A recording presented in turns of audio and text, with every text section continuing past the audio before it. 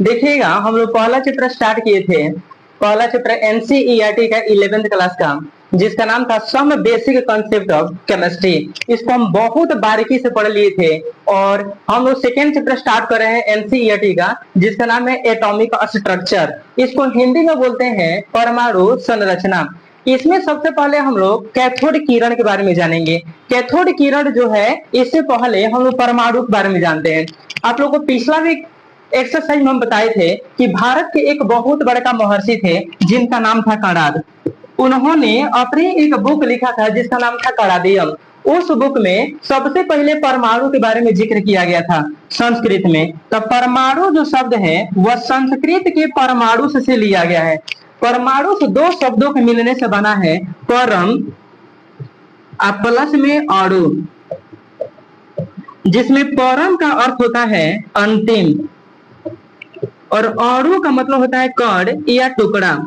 और ब्रह्मांड में जितना सारी चीजें हैं, जितना भी पदार्थ हैं, वो सारे के सारे पदार्थ जो होते हैं वो परमाणु से मिल करके बने हुए होते हैं। और परमाणु किसी भी पदार्थ का सबसे छोटा कण होता है। सबसे पहले परमाणु के बारे में भारत के एक महान महर्षि थे, जिनका नाम था कणाद। उन्होंने अपने बुक कणादियम में परमाणु को संस्कृत में परमाणु से लिखा था। परमाणु से दो शब्दों में मिलने से बना है परम प्लस अणु, जिसमें परम का मतलब होता है अंतिम और अणु का अर्थ होता है कण। अर्थात किसी भी पदार्थ के सबसे अंतिम कण को परमाणु कहा जाता है। अब एक ब्रिटेन का एक टीचर है 9th 10th का, जिसका नाम है डाल्टन। वह ऑक्सफोर्ड यूनिवर्सिटी में बच्चों को फिजिक्स पढ़ा रहा था। तो फिजिक्स पढ़ाते समय सबसे पहले उन्होंने परमाणु के बारे में अपने बच्चों को समझा रहा था। तो उन्होंने कणाद का एक बुक पढ़ लिया था, उसमें उन्होंने परमाणु को परमाणु नाम लिखा था संस्कृत में। अब इसी को ये देखा कि परमाणु के बारे में संस्कृत में लिखा गया है, तो हम अपनी भाषा में इसको क्या बोलेंगे।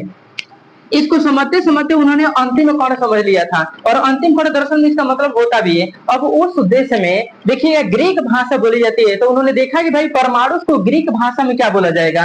तो ग्रीक भाषा में परमाणु के लिए कोनो शब्द नहीं मिल रहा था, तो एक शब्द मिल रहा था अंतिम कण से मिलता जुलता, जिसका नाम था एटॉमस। एटॉमस एटॉमस ग्रीक भाषा का शब्द है और जिसका मतलब होता है अविभाज्य। अविभाज्य अविभाज्य का मतलब होता है जिसको विभाजित नहीं किया जा सकता, जिसको छोटे छोटे टुकड़ों में कणों में नहीं काटा जा सका। लेकिन एटॉमस का मतलब अविभाज्य होता है, लेकिन परमाणु का अर्थ अविभाज्य तो नहीं होता है। लेकिन डाल्टन यहाँ पर जो है अंतिम कण को यहाँ पर एटॉमस शब्द दिया, जो कि पूरा तरह से सही नहीं है। तो उन्होंने जब एटॉमस शब्द को चयन किया गया ग्रीक भाषा में, जिसका अर्थ होता है अविभाज्य, और अविभाज्य मतलब जिसको काटा या बांटा नहीं जा सकता है। तो इस प्रकार से उन्होंने कहा कि परमाणु एक ऐसा छोटा सा कण है जिसको और छोटे छोटे कणों में विभाजित या तोड़ा नहीं जा सकता है। लेकिन बाद में बहुत सारे साइंटिस्ट आते हैं जो परमाणु को 3 भागों में बांट देते हैं। तो यहाँ पर डाल्टन का जो परमाणु सिद्धांत होता है तो वो गलत ठहर जाता है। तो इसमें याद रखिएगा, सबसे पहले एक साइंटिस्ट आता है जिसका नाम है जे थॉमसन। J Thomson. बाबू, एटॉमस जो शब्द था वह सन 1803 ईस्वी में डाल्टन के द्वारा दिया गया था। इसीलिए एटम शब्द का जनक डाल्टन को, यानी परमाणु का जनक डाल्टन को कहा जाता है। इसके बाद से एक साइंटिस्ट आता है जिसका नाम है जे थॉमसन। उन्होंने क्या करता है, अब ये पहले ही बोल दिए थे कि परमाणु जो होता है इसको तोड़ा और काटा और बांटा नहीं जा सकता, परमाणु को और भी कण नहीं होता है। इसी बात को लेकर के इसके मन में खटक गया जे थॉमसन को। इसको लगा भाई ये दुनिया का सबसे छोटा कण है, तो इसका और भी टुकड़ा नहीं हो सकता। इसलिए रिसर्च करना चालू कर दिया कि भाई ये बात सच है या डाल्टन ऐसे ही बहुत ही बोल दिया है। इसके लिए उन्होंने क्या किया है, जे थॉमसन ने एक बैटरी लिया। इस बैटरी को एक कांच का विसर्ग नली लेकर के इससे जोड़ देता है। कांच का विसर्ग नली का वह सिरा जो बैटरी के धनात्मक सिरा से जुड़ा हुआ होता है, इसको एनोड कहा जाता है। और कांच के विसर्ग नली का वह सिरा जो बैटरी के ऋणात्मक सिरे से जुड़ा हुआ होता है, इसे कैथोड कहा जाता है। बाबू, कैथोड में 2 सिरा होता है, जिसे एनोड और विसर्ग नली में दो को सिरा होता है जिसे एनोड और कैथोड के नाम से जाना जाता है। इसमें एक जगह खाली छोड़ दिया जाता है ताकि यहाँ पर पंपिंग किया जा सके, हवा भरा जा सके, जिसको पिस्टन कहा जाता है। अब ध्यान दीजिएगा, जैसे ही बैटरी से स्विच को ऑन किया गया और विद्युत धारा प्रवाहित किया गया यहाँ से, तो विद्युत धारा प्रवाहित किया गया तो वोल्टेज यहाँ से कम और बेसी किया जा रहा था। जैसे वोल्टेज कम किया जा रहा था, ज्यादा किया जा रहा था, कम किया जा रहा था, ज्यादा किया जा रहा था। इसी क्रम में एक विशेष प्रकार का एक अदृश्य किरणें देखने को मिली जो कैथोड से निकल करके एनोड की ओर गति कर रही थी। ये किरणें बहुत छोटे छोटे कणों से मिलकर के बनी हुई थी जो दिखाई नहीं दे रहे थे। इसको सूक्ष्मदर्शी से ही देखा जा सकता था। ये किरणें चूंकि कैथोड से निकल करके एनोड किरण की ओर गति कर रही थी, इसलिए जे थॉमसन ने एक नाम कैथोड किरण रख दिया। जब गहरा रिसर्च किया गया कि ये कैथोड किरणें कैथोड से निकल करके एनोड की ओर ही क्यों जा रही है, तब पता चला कि कैथोड किरणों पर छोटे छोटे कण होते हैं। ये छोटे छोटे कणों से मिलकर के कैथोड किरण बना हुआ होता है। इन छोटे छोटे कणों को इलेक्ट्रॉन नाम रखा गया, सबसे पहले जे थॉमसन के द्वारा। इसीलिए बाबू आपसे यदि ऑब्जेक्टिव क्वेश्चन पूछ दिया जाता है कि इलेक्ट्रॉन की खोज किसने किया, तो याद रखिएगा जे थॉमसन ने। अच्छा, इलेक्ट्रॉन किसे कहा जाएगा, तो कैथोड किरण जिन छोटे छोटे कणों से मिलकर के बना हुआ होता है उसे इलेक्ट्रॉन कहा जाता है। अभी हाल फिलहाल में ये परिभाषा याद रखिए। उसके बाद से कैथोड किरण की गति आखिर में कैथोड से एनोड की ओर क्यों हो रही थी, तो इसलिए गहरा रिसर्च जब जे थॉमसन ने किया तो पता चला कि कैथोड किरणें कैथोड से निकल करके एनोड की ओर जाने के पीछे ये कारण था क्योंकि कैथोड किरण जिन छोटे छोटे कणों से मिलकर बना हुआ था उसे इलेक्ट्रॉन कहा जाता है और इलेक्ट्रॉन पर ऋण आवेश होता है, मतलब कि नेगेटिव चार्ज होता है। इसीलिए नेगेटिव चार्ज पे जो एनोड होता है अपनी ओर आकर्षित करता रहता है, जिसके चलते एनोड किरण की दिशा एनोड से कैथोड की ओर हो जाता है। इसलिए एक ऑब्जेक्टिव क्वेश्चन हो गया कि कैथोड किरणों पर कौन सा चार्ज पाया जाता है, तो वो कैथोड किरणों पर नेगेटिव चार्ज पाया जाता है, याद रखिएगा। अब ये गतिशील होते हैं, इसकी दिशा किधर होती है, कैथोड से एनोड की ओर होती है। अब इसके बाद से जे थॉमसन के बाद एक और साइंटिस्ट आता है जिसका नाम है गोल्डस्टीन। इसका नाम है गोल्डस्टीन। अब गोल्डस्टीन सोता भाई यह एक लड़का था, यह भी लड़का था, अभी इंजीनियरिंग कॉलेज का एक लड़का था जो जे थॉमसन से उम्र में बहुत कम था। इसीलिए जे थॉमसन को लगा भाई, जब गोल्डस्टीन को लगा भाई कि जब जे थॉमसन जो होता है एक रिसर्च कर सकता है तो फिर से हम लोग एक बारे में रिसर्च क्यों नहीं कर सकते हैं। इसलिए गोल्डस्टीन ने फिर से इसी रिसर्च को दोबारा जब रिव्यू चेक करता है तो गोल्डस्टीन देखता है कि एक विशेष प्रकार की जो किरण है वह एनोड से कैथोड की ओर जा रही है। तो फिर से गोल्डस्टीन पहुंचता है जे थॉमसन के पास, बोलता है कि भैया जो आपने जो बताया है कि जो किरणें कैथोड से एनोड की ओर जा रही है, क्या वो फिर से एनोड से कैथोड की ओर जा सकती है। तो यहाँ पर गोल्डस्टीन जो है ये सवाल पूछा जे थॉमसन से। जे थॉमसन बोला कि नहीं, ये किरणें जो होती है ये कैथोड से सिर्फ एनोड की ओर जाती है, एनोड से कैथोड की ओर नहीं जाती है। तो गोल्डस्टीन को लगा भाई एगो हम नया चीज खोज दिया है। अब ये जो नया चीज खोजा था ना, तो अब एक दिमाग में चल रहा था कि भाई आखिर में ये एनोड से कैथोड की ओर क्यों जा रही है, इसकी दिशा एनोड से कैथोड की ओर क्यों हो रही है। जब गहरा रिसर्च किया गोल्डस्टीन ने तब पता चला कि जो एनोड किरणें हैं यह छोटे छोटे कणों से मिलकर के बनी हुई है। ये छोटे छोटे कण पर बाबू, ये छोटे छोटे कण पर धन आवेश है, तो चूंकि एक पर धन आवेश है इसीलिए कैथोड किरण पर ऋण आवेश होता है। इसलिए इन किरणों को अपनी ओर खींचता है, जिसके चलते इन किरणों की दिशा एनोड से कैथोड की ओर हो जाता है। चूंकि इस किरण की दिशा एनोड से कैथोड की ओर होता है इसलिए इस किरण को एनोड किरण के नाम से जाना जाता है। ठीक है, इतना आप लोगों को समझ में आ गया होगा। उसके बाद से एनोड किरण पर कौन सा चार्ज पाया गया, पॉजिटिव चार्ज पाया गया। इस बात को सबसे पहले किसने बताया, गोल्डस्टीन ने बताया। अब चूंकि गोल्डस्टीन को पता नहीं था कि इन छोटे छोटे कणों को नाम क्या रखा जाए, जिन छोटे छोटे कणों से मिलकर के एनोड किरण बना हुआ है, इसीलिए इसका पता लगाने के लिए ये खोज करता है गोल्डस्टीन। इसी देश में एक बड़ा ही प्रसिद्ध साइंटिस्ट हुआ करता था जिसका नाम था रदरफोर्ड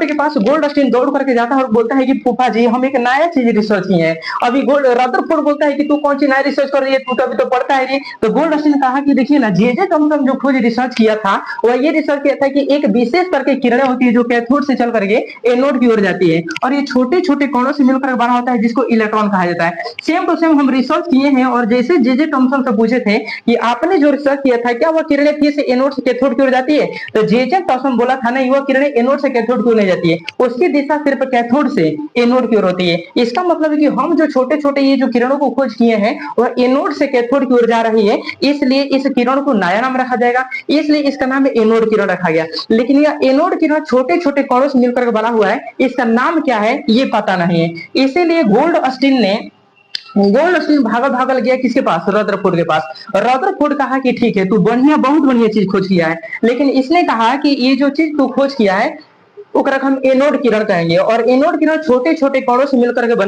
बना हुआ है, जिसको प्रोटॉन कहा जाएगा। तो याद रखिएगा, प्रोटॉन शब्द का प्रयोग सबसे पहले रदरफोर्ड के द्वारा किया गया था, लेकिन प्रोटॉन की खोज सबसे पहले गोल्डस्टीन ने किया था। गोल्डस्टीन को समझ में नहीं आ रहा था कि इस छोटे छोटे कणों का नाम क्या रखा जाएगा, इसलिए खाली नाम पता करने के लिए रदरफोर्ड के पास गया था। रदरफोर्ड होशियारी करता है और इसके एक्सपेरिमेंट को, ये जो एनोड किरण थी वो छोटे छोटे कणों से मिलकर बना हुआ था, उसका नाम ये प्रोटॉन रख देता है।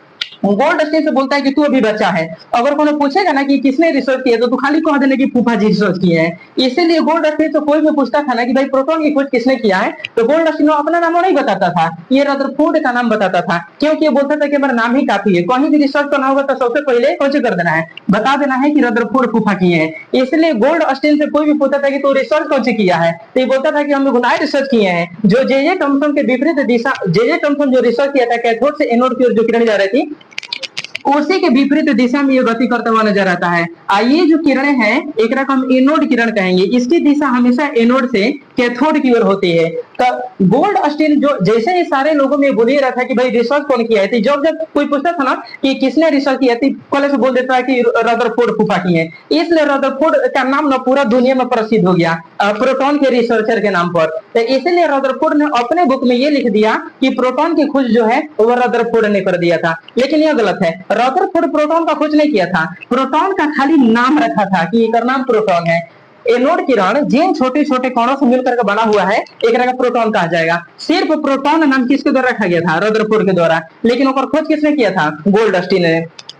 उसके बाद ये झगड़ा चल ही रहा था, तो ये गोल्डस्टीन जाकर रदरफोर्ड से पूछा, आपने तो बोला था कि भाई कि पूरा दुनिया ने जानती है कि तू रिसर्च की तो पूरा दुनिया ने जानती है कि भाई कि तू रिसर्च किया है, तो एक में क्या दिक्कत है? गोल्डस्टीन ने कहा कि हम एक रिसर्च किए, लेकिन आप अपने बुक में कहा लिखे हैं कि प्रोटॉन का रिसर्चर रदरफोर्ड है। एक पर ये दोनों में झगड़ा हो ही रहा था, तब तक एक और ही साइंटिस्ट आ जाता है बाबू, जिसका नाम है चैडविक।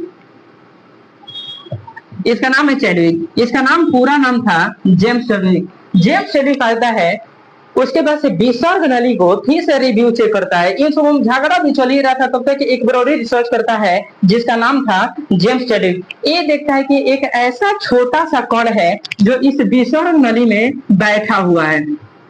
ये देखता है घोग तान के बैठा हुआ है चादर ओढ़ करके, तो यही समझता है जेम्स चैडविक की ये वो नया रिसर्च कर रहे हैं।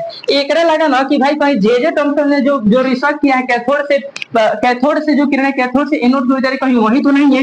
फिर से जेम्स चैडविक भागल गया जे थॉमसन के पास और कहा कि मौसा जो आपने रिसर्च किया है क्या वही किरण है जो हम बता रहे हैं? तो जे थॉमसन तू पहुंचे खोज कर दिया रे, ये तो अभी तक हम एक बारे में जानते ही नहीं है। तो इसीलिए जेम्स थॉमसन कहा कि ना ये हम ना, जे थॉमसन ने कहा हम रिसर्च नहीं किए हैं। तो जेम्स चैडविक को लगने लगा कि हम कुछ नए रिसर्च किए हैं, एक अभी भी विश्वास नहीं हुआ। एक लगा ना कि कहीं गोल्डस्टीन ने जो रिसर्च किया है ना, कहीं वही हम रिसर्च न कर दिए हैं। इसीलिए जेम्स चैडविक जो है भागल गया गोल्डस्टीन के पास, तो उससे बोलता है कि भैया जो तू रिसर्च किया है कि एनोड किरणें एनोड से निकल कर कैथोड की ओर जाती, क्या वह किरण कभी को विसर्ग नली में चुपचाप बैठी रह सकती है लुगा पहन के? तो इसीलिए यहाँ पर जो गोल्डस्टीन वो कहता ना, यहाँ पर हम कोनो ऐसा रिसर्च नहीं किए जहाँ पे छोटा सा पार्टिकल जो होता है वो भूख ठान के चुपचाप बैठल रहे।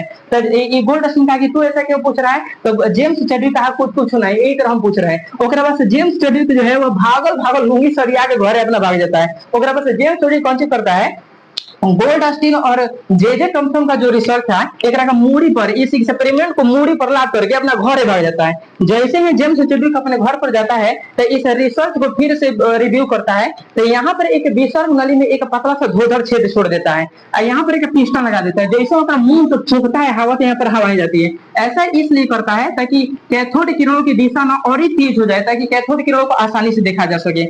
जब यहाँ पर पिस्टन से 0.01 mmHg का प्रेशर डाला जाता है तो कैथोड किरण जो कैथोड किरणें हैं ऊपर स्पीड बहुत ज्यादा बढ़ जाता है और कैथोड किरणें कैथोड से निकल करके एनोड की ओर गति करने लगती है। प्रेशर बढ़ाने से एनोड किरण भी एनोड से निकल करके कैथोड की ओर गति करने लगते हैं। अब यहाँ पर जो जेम्स चैडविक था ना, देखता है भाई कैथोड किरणें कैथोड से निकल करके एनोड की ओर आ रहे हैं और एनोड किरणें एनोड से निकल कर कैथोड की ओर जा रहे हैं। लेकिन एक ऐसा पार्टिकल था बाबू जो ना तो एनोड से कैथोड की ओर जा रहा था और ना ही कैथोड से एनोड की ओर जा रहा था। ये चुपचाप विसर्ग नली में ये चुपचाप चादर ओढ़ करके चुपचाप बैठा हुआ था। इसीलिए जेम्स चैडविक ने कहा कि एक नया नाम रखा जाए। इसीलिए इस छोटे से पार्टिकल का नाम सबसे पहले इसका नाम न्यूट्रॉन रखा गया। सबसे पहले न्यूट्रॉन रखा गया। इसलिए एक बोर्ड में क्वेश्चन आता है कि न्यूट्रॉन की खोज किसने किया? तो न्यूट्रॉन की खोज चैडविक ने किया था, जिसका पूरा नाम क्या था? James Chadwick. अब जेम्स जो चैडविक था उसका दिमाग में चलने लगा कि भाई आखिर में एनोड से कैथोड की ओर या कैथोड से एनोड की ओर गति क्यों नहीं कर रहा है। तो ये देखा कि यह एक ऐसा छोटा सा पार्टिकल भाई, एक पर कोनो चार्ज नहीं है, यह एक जीरो चार्ज है, एक पर कोई चार्ज नहीं है। इसलिए ये ना तो एनोड से कैथोड की ओर जा रहा है, ना तो कैथोड से एनोड की ओर जा रहा है। जैसे कि जाड़े के मौसम में आज से 10 साल पहले अगर आप जाइए मेहुरा में, तो हाई स्कूल के जो बीच का जो रास्ता है वहां पर लोग सब वहीं पहुंचे, लोटा में पानी लेकर जूनियर रोडवे के किनारे भेज जाता था। सब कितना फूंकियाइएगा वो उठे में नहीं करेगा। सब ओने से लोग आ रहा है, एनों से लोग जा रहा है, लेकिन कितना फूंकियाइएगा उठे में नहीं करेगा। जब लोग एकदम साफ सफाई ना कर लेगा आधा घंटा बैठ करके, तो वो एकदम ओर में 2-3 कबो का फूंकबो करिएगा तो ऊपर से गाँव छोड़ करके बैठ जाएगा रोड के किनारे बड़ा बाले करके। ऊपर उतना सेफ्टी थोड़ी हुआ करता था। मान लीजिए कि उस समय एक पर कोनो चार्ज नहीं होता था, कितने लोग फूंकते थे तो उठबे नहीं करता था। तो समझिए वही है बाबू न्यूट्रॉन, क्योंकि ऊपर कोनो चार्ज नहीं, ना लार्ज है ना शर्म है। इसलिए ये छोटा सा पार्टिकल जो था बाबू, यह एनोड और कैथोड से बिल्कुल भी नहीं मिलता था। एनोड जो छोटे छोटे कणों से मिलकर के बना हुआ था ओकरा प्रोटॉन कहा गया। ठीक है, कैथोड किरण जिन छोटे छोटे कणों से मिलकर बना हुआ था तो ओकरा इलेक्ट्रॉन कहा गया। इलेक्ट्रॉन पर नेगेटिव चार्ज पाया गया और प्रोटॉन पर पॉजिटिव चार्ज पाया गया। लेकिन इसी विसर्ग नली में एक ऐसा छोटा सा पार्टिकल देखा गया जहां पर कोनो चार्ज नहीं था, इसलिए जेम्स चैडविक का नाम क्या रख दिया? न्यूट्रॉन रख दिया। तो इसलिए खूब बढ़िया ऑब्जेक्टिव क्वेश्चन पूछ लेता है कि न्यूट्रॉन की खोज किसने किया? तो न्यूट्रॉन की खोज सबसे पहले जेम्स चैडविक ने किया था। इस प्रकार से इलेक्ट्रॉन, प्रोटॉन और न्यूट्रॉन की खोज हुई। और डाल्टन के पास ये तीनों जैसे ही अपना रिसर्च लेकर के इनके समर्थक के पास पहुंचे कि भाई आप तो बोले हैं कि परमाणु में कोई भी मौलिक कण नहीं होता है, लेकिन यहाँ पर परमाणु के 3-3 मौलिक कण खोज हो गया। इसका मतलब कि आपने जो बोला था कि परमाणु का मौलिक कण नहीं है, इसका मतलब कि आपने दांत काथा बोल दिया, कोनो रिसर्च करके नहीं बोला है। तो डाल्टन के जो समर्थक थे उनके बुक में जो भी परमाणु डाल्टन का परमाणु सिद्धांत था ओकरा गलती ठहरा दिया कि भाई तू दांत काथा बोला है, तोरा पास कोनो प्रूफ नहीं है कि तू ये सिद्ध कर दे कि परमाणु को कोनो भी मौलिक कण नहीं होता है। अब देखिएगा रदरफोर्ड अपने बुक में पहले लिख दिया था कि प्रोटॉन की रिसर्चर जो होता है वो रदरफोर्ड है, जबकि प्रोटॉन की खोज किसने किया था? गोल्डस्टीन ने किया था। अब एक बीच में झगड़ा हो गया। अब देखिएगा यहाँ पर एक और मौसी का लड़का यानी यहाँ पर गोल्डस्टीन का मौसी का लड़का था जना का नाम था जे थॉमसन। ये बोलता है कि भाई तोरा साथ तो अन्याय हुआ है, खोजा है तू रदरफोर्ड अपने नाम पर एक कर रहा है कि हम रिसर्च किए हैं। इसीलिए जेम्स यहाँ पर जे जो थॉमसन है वो गोल्डस्टीन को चढ़ा बढ़ा देता है। अभी नौजवान लड़का था, चढ़ा बढ़ा देता है कि तीनों जा करके रदरफोर्ड के वो पड़ोसी एक कट्टर दुश्मन है जना का नाम है नील्स बोर। ओके नाम था नील्स बोर। वह भी एक बहुत बड़ा फेमस साइंटिस्ट था उस समय 1803 ईस्वी में बता रहे हैं। वहां पर गोल्डस्टीन भागल जाता है नील्स बोर के पास और बोलता है कि फूफा बात ऐसा है कि हम एगो नया रिसर्च किए हैं, हमारा पता नहीं चल रहा था कि एक नाम क्या रखा जाए। वही नाम रखने के लिए हम रदरफोर्ड के पास गए हैं और रदरफोर्ड नाम का नाम प्रोटॉन रख दिया है। अपना बुकों में लिख दिया कि प्रोटॉन की खोज हम किए हैं, जबकि प्रोटॉन की खोज हम किए हैं। हमारे साथ घोर अन्याय हुआ है। नील्स बोर कहा कि अगर ये बात सच है तो फिर से एक ऊपर कार्रवाई किया जाएगा। रदरफोर्ड जितना भी रदरफोर्ड का परमाणु मॉडल बनाया था सारा रदरफोर्ड के परमाणु मॉडल को बोर एक रिव्यू चेक किया।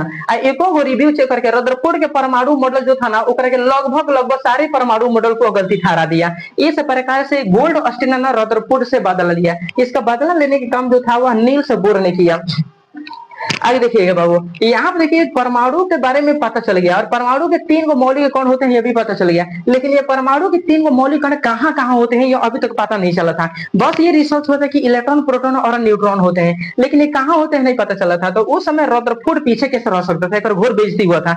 इसलिए रदरफोर्ड एक्सपेरिमेंट करके सबसे पहले बताया कि परमाणु के नाभिक एक होता है जिसको परमाणु का सेंटर न्यूक्लियस भी कहा जाता है। इसी न्यूक्लियस के अंदर जो होता है प्रोटॉन और न्यूट्रॉन होता है और एक चारों तरफ एक वृत्ताकार रास्ता होता है जिसको कक्ष कहा जाता है, जिसको ऑर्बिट कहा जाता है। इसी ऑर्बिट में इलेक्ट्रॉन चक्कर लगाता रहता है। इनके समर्थन से सारे लोगों को ये पता चल गया। तो याद रखिए बाबू, नाभिक के बारे में सबसे पहले बताने वाले साइंटिस्ट का नाम था रदरफोर्ड। इलेक्ट्रॉन के बारे में सबसे पहले बताने वाले साइंटिस्ट का नाम था थॉमसन।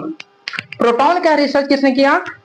गोल्डस्टीन। और न्यूट्रॉन की रिसर्च किसने किया? न्यूट्रॉन की रिसर्च किसने किया? James study. नाभिक की खोज किसने किया? रदरफोर्ड। यहाँ से खूब बढ़िया ऑब्जेक्टिव क्वेश्चन आता है। अब बोर्ड में 2 नंबर में क्वेश्चन पूछा जाएगा कैथोड किरण किसे कहते हैं और इसके गुण या विशेषताओं को लिखे, तब वो 5-5 गुण बोर्ड में पूछा जाता है। तो आइए आप लोगों को कैथोड किरण के थोड़ा हम परिभाषा बताते हैं और प्लस में इसकी विशेषता लिखते हैं, ध्यान दीजिएगा। कैथोड किरण किसे कहा जाएगा? तो लिखिएगा, जब कांच के विसर्ग नली को बैटरी से जोड़ दिया जाता है और स्विच से ऑन करके विद्युत धारा का प्रवाह किया जाता है, तो विद्युत धारा का प्रवाह विसर्ग नली के एनोड से कैथोड की ओर होने लगता है। तो जैसे ही वोल्टेज 10,000 वोल्ट किया जाता है, तो ऐसा देखा जाता है कि एक विशेष प्रकार की किरणें जो अदृश्य थी, नंगी आंखों के द्वारा नहीं दिखाई दे रही थी, वह कैथोड से निकल करके वह एनोड की ओर गति करते हुए जा रही थी। क्योंकि यह किरण कैथोड से निकल करके एनोड की ओर जा रहा था, इसीलिए इस किरण का नाम कैथोड किरण रखा गया। कैथोड किरणें बहुत छोटे छोटे कणों से मिलकर के बना हुआ था, जिसको इलेक्ट्रॉन कहा गया। इलेक्ट्रॉन पर नेगेटिव चार्ज पाया गया, यही कारण है बाबू कि एनोड पर पॉजिटिव चार्ज होता है और कैथोड पर नेगेटिव चार्ज होता है, इसलिए एनोड ना कैथोड किरण को अपनी ओर खींचता है, जिसके चलते एनोड की कैथोड किरण की दिशा कैथोड से एनोड की ओर हो जाता है। अब इस किरण को कैथोड किरण रखा गया और ये छोटे छोटे कोणों से मिलकर बना होता है बाबू, इसलिए नंगे आंखों के द्वारा इसको नहीं देखा जा सकता। इसको देखने के लिए हम इलेक्ट्रॉन माइक्रोस्कोप का प्रयोग करेंगे। तो ये कैथोड किरण का परिभाषा हो गया। अब कैथोड किरण का विशेषता यदि पूछा जाता है, तो सबसे पहले कैथोड किरण की विशेषता देखिए, कैथोड किरणें कैथोड से निकलती हैं। दूसरा, कैथोड किरणें एनोड की ओर गति करती हैं। तीसरा, कैथोड किरणें सीधी रेखा में गति करती है। चौथा देखिएगा, कैथोड किरणें बहुत छोटे छोटे कणों से मिलकर बनी होती है, जिसको इलेक्ट्रॉन कहा जाता है। बाबू कैथोड किरण पर ऋण आवेश होता है।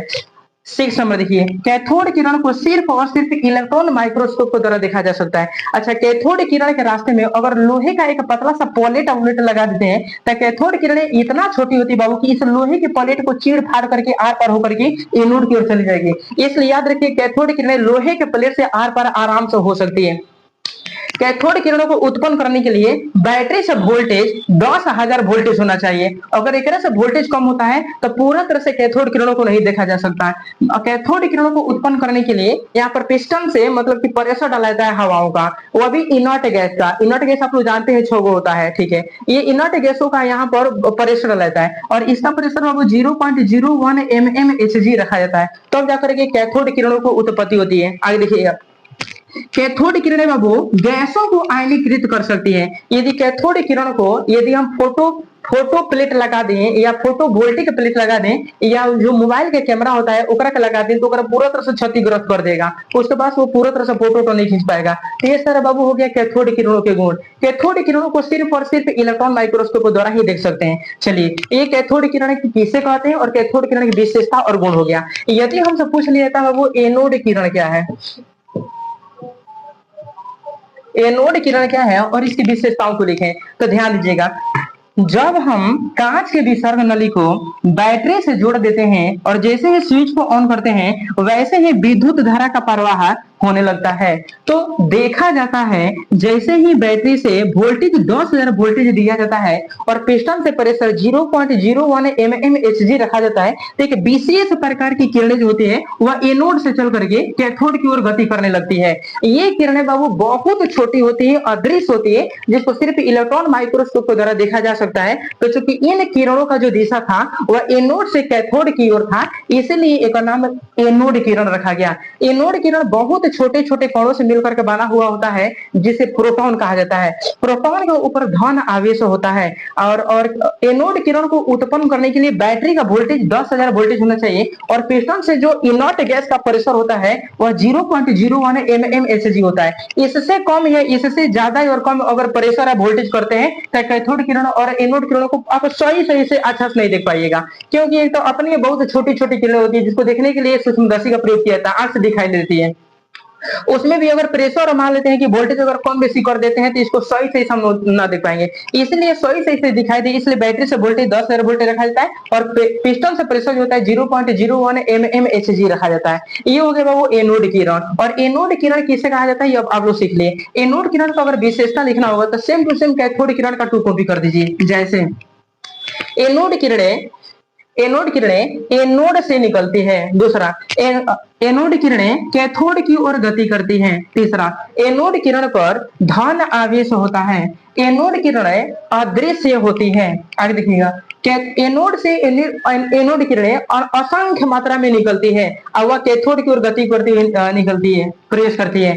एनोड किरणें बहुत छोटे छोटे कणों से मिलकर बना होता है जिसे प्रोटॉन कहा जाता है। बाबू, एनोड जो किरण होता है एक पर धन आवेश होता है। अगर एनोड किरण की दिशा में आप यदि किसी छोटे से प्लेट को आप रख देते हैं तो इस प्लेट को या लोहे के पतले पतले चादर को या आर पर हो करके गुजर सकता है, क्योंकि एनोड किरण जिन छोटे छोटे कणों से मिलकर बना होता है बहुत छोटे होते हैं, एटम से बहुत छोटा होता है, इसलिए वह लोहे के प्लेट से पूरा तरह से आर पार होकर के गुजर सकता है। यह अगर एकरा विसर्ग नली के अंदर आप अगर कोई गैस को भर देते हैं जैसे कि अक्रिय गैसों में, तो यह अक्रिय गैसों को वह कौन सी कर सकती है, तोड़ सकती है। यह सारा एनोड किरण के गुण हो गया। एनोड किरण को उत्पन्न करने के लिए बाबू 10,000 वोल्टेज की आवश्यकता पड़ती है और एनोड किरण को उत्पन्न करने के लिए यहाँ पर पिस्टन से 0.01 mmHg प्रेशर दिया जाता है, तब एनोड किरण को आराम से देखा जा सकता है। एनोड से एनोड किरण जब निकलती है तो असंख्य मात्रा में निकलती है, जिसको सिर्फ और सिर्फ नंगी आंखों द्वारा नहीं देखा जा सकता है, सिर्फ और सिर्फ इलेक्ट्रॉन माइक्रोस्कोप के द्वारा ही देखा जा सकता है। याद रखिएगा, ये फोटोग्राफी के प्लेट को पूरा तरह से क्षतिग्रस्त कर देते हैं। एक रास्ते में अगर किसी फोटोग्राफी के प्लेट को रख दिया जाए तो उसको पूरा तरह से क्षतिग्रस्त कर देंगे, जिसके चलते वो क्षतिग्रस्त हो जाएगा, वो काम करने के लायक नहीं रहेगा। तो यह हो गया बाबू एनोड किरण के विशेषता। अब यहाँ से बहुत सारा ऑब्जेक्टिव क्वेश्चन पूछ लेता है, जैसे नाभिक की खोज किसने किया, परमाणु के कितने मौलिक कण होते हैं, इलेक्ट्रॉन की खोज किसने किया, प्रोटॉन की खोज किसने किया, न्यूट्रॉन की खोज किसने किया। तो उसके लिए आप लोग को एक हम ट्रिक बताते हैं। अगर आप लोग से पूछ दिया जाए कि परमाणु का जनक किसे कहा जाता है, तो याद रखिएगा परमाणु का जनक डाल्टन को कहा जाता है। लेकिन डाल्टन के जन्म से लाखों साल पहले हमारे भारत में एक महर्षि हुआ करते थे जिनका नाम था महर्षि कणाद। उन्होंने परमाणु के बारे में बहुत विस्तार से पहले ही बता दिया था, उसी का टू कॉपी खाली डाल्टन ने किया था और कुछ नहीं किया था। तो बाबू, परमाणु के 3 मौलिक कण होते हैं, इसको हम बोलते हैं फंडामेंटल पार्टिकल।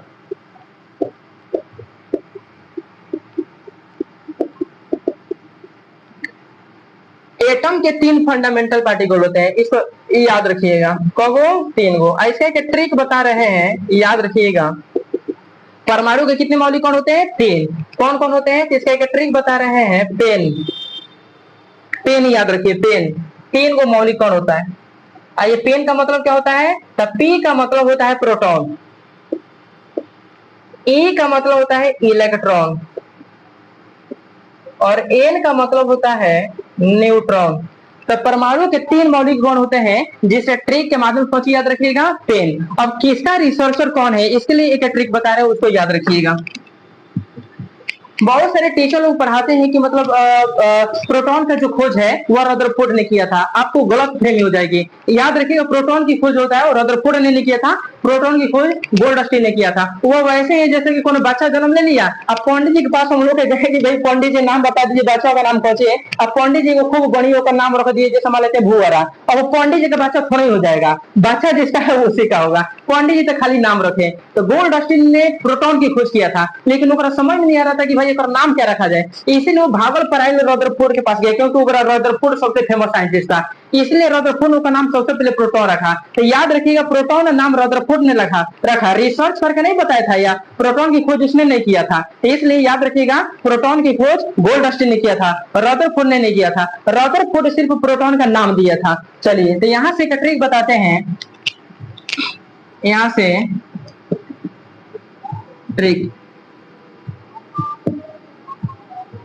8 पग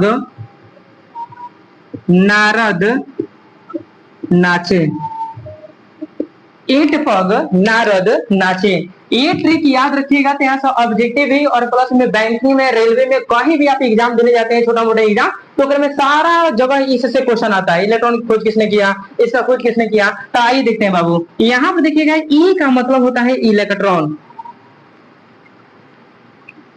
अब बाबू, इलेक्ट्रॉन का खोज थॉमसन ने किया था, याद रखिएगा। तो यहाँ पर एक ट्रिक हो गया आप लोग का। इट, ए का मतलब इलेक्ट्रॉन और ट का मतलब थॉमसन, मतलब इलेक्ट्रॉन की खोज किसने किया? थॉमसन ने किया। अब आगे देख लीजिए, यहाँ पर प है, तब प का मतलब होता है बाबू प्रोटॉन, प्रोटॉन। यहाँ पर ग का मतलब होता है गोल्डस्टीन, गोल्डस्टीन। गोल्डस्टीन। तो प्रोटॉन की खोज किसने किया? गोल्डस्टीन ने किया। यहाँ पर एक चीज लिखे हैं नारद, नारद। तो यहाँ पर ना का मतलब होता है बाबू नाभिक, नाभिक। रद का मतलब होता है रदरफोर्ड। तो याद रखिएगा, याद रखिएगा, नाभिक की खोज रदरफोर्ड ने किया। एक और ट्रिक बच गया है आप लोगों का, नाचे। तो यहाँ पर जो ना शब्द है ना, ना, एक मतलब होता है न्यूट्रॉन, न्यूट्रॉन इसको बोलते हैं। और यहाँ पर जो च शब्द है ना, चे, एक मतलब होता है चैडविक, चैडविक। तो यहाँ पर एक खूब खूब बेहतरीन ट्रिक हो गया आप लोग के कंपटीशन के एग्जाम के लिए कि ईट पग नारद नाचे। ईट, ई मतलब इलेक्ट्रॉन, ट मतलब थॉमसन, मैंने इलेक्ट्रॉन खोज किसने किया? थॉमसन ने किया था। पग, प का मतलब प्रोटॉन, ग का मतलब गोल्डस्टीन। तो प्रोटॉन की खोज किसने किया? गोल्डस्टीन ने किया। नारद, नाम मतलब नाभिक, रद मतलब रदरफोर्ड, मतलब नाभिक की खोज किसने किया? रदरफोर्ड ने। नाक मतलब न्यूट्रॉन, च मतलब चैडविक। तो न्यूट्रॉन खोज किसने किया? चैडविक ने किया। कुछ कुछ टीचर जो है बाबू आप लोग को ये भी पढ़ाएंगे एक ट्रिक, ईट पर नाच। बाबू यहाँ पर ई का मतलब इलेक्ट्रॉन है, ट मतलब टमसम, प मतलब होता है प्रोटॉन, और र मतलब रदरफोर्ड। क्या प्रोटॉन की खोज रदरफोर्ड ने किया? नहीं, इसलिए यह ट्रिक गलती है। अगर कोई टीचर ऐसे बताता है तो ओकरा पास ज्ञान का अभाव है, उसको बढ़िया से समझा दीजिएगा कि प्रोटॉन की खोज रदरफोर्ड ने नहीं किया था, इसलिए यह ट्रिक गलती है। आपको हमारे ओर से एक ट्रिक याद रखना है जिसको हम बोलेंगे ईट पग नारद नाचे। यहाँ से इतना क्वेश्चन आएगा। ट्रिक अभी बता रहे थे हम, ईट पग नारद नाचे। अब हम समझाए हैं कि प्रोटॉन का जो खोज किया था वो गोल्डस्टीन ने किया था, और रदरफोर्ड अगर खाली नामकरण किया था। वही वो पंडित जी की कहानी आपको समझाए थे कि बच्चा आता है और पंडित जी के पास गए और बोले कि भाई पंडित जी का बढ़िया नाम रख दीजिए। वो आया तो बच्चों का नाम गौजोधा रख दिया। अब पंडित जी का बच्चा थोड़ी हो गया। इसलिए बोर्ड में अगर क्वेश्चन आता है कि प्रोटॉन की खोज किसने किया, तो आपको गोल्डस्टीन ही टिक मारना है, रदरफोर्ड टिक नहीं मारना है। अगर मजबूरी में मान लेते हैं बाबू गोल्डस्टीन ऑप्शन में नहीं रहता है तो ऑप्शन रदरफोर्ड तो होगा नहीं, लेकिन मजबूरी में आप मार सकते हैं, क्योंकि नहीं भी मारते तो नंबर कट जाएगा। रदरफोर्ड मार देंगे तो रदरफोर्ड ही प्रोटॉन के बारे में सबसे ज्यादा बताया गोल्डस्टीन के बाद, इसलिए रदरफोर्ड वाला ऑप्शन सही हो जाएगा। लेकिन अगर गोल्डस्टीन ऑप्शन में रहता है तो गोल्डस्टीन को सबसे पहले टिक मारिएगा किसी भी कंपटीशन के एग्जाम में। अगर बोर्ड में मान लेते हैं गोल्डस्टीन और रदरफोर्ड दोनों डाल लेता है तो आपको गोल्डस्टीन ही मारना है, याद रखिएगा। रदरफोर्ड यहाँ पर खाली पंडित जी है, बाप नहीं है बच्चा का, इसलिए प्रोटॉन की खोज किसने किया? गोल्डस्टीन ने किया था। और रदरफोर्ड क्या किया था? ऊपर खाली नाम लिया था, याद रहेगा। ठीक है, आपको समझ में आ गया होगा। और कुछ पूछना हो तो आप लोग कमेंट बॉक्स में डालिएगा, जो भी पूछना हो।